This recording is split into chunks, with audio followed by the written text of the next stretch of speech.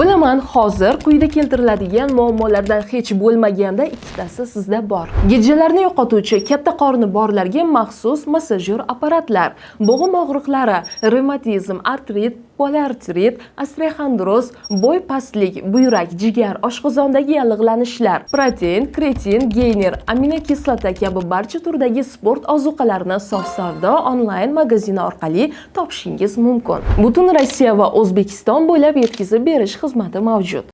Assalomu alaykum aziz muxlis. Rossiya Kiyevga dronlar va raketalar bilan zarba berdi.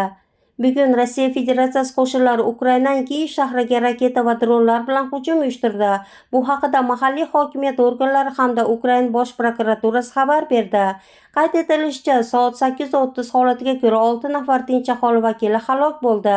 Yana 16 kishi, shu jumladan 15 yoshli qiz jarohatlangan. Kiyev meri Vitaliy Klichko esa 19 nafar jabrlanganlar haqida ma'lumot bergan. Ulardan 8 nafari shifoxonaga yetkazilgan. Hujum oqibatida Shevchenko tumanida joylashgan 5 qavatli uyning kirish qismi butunlay qulab tushgan. Voqea joyida qutqaruv ishlari davom etmoqda. Vayronalar ostida odamlar bo'lishi mumkin.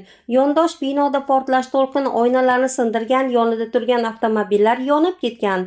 Shuningdek, Sveteshona, Salomyanka, Golaseva va Darnitsa tumanlarida ko'p kvartirali va yakka tartibdagi uylar, ofis binolari, ovqatlanish muassasalari, savdo rastalari va avtomobillar zarar ko'rgan.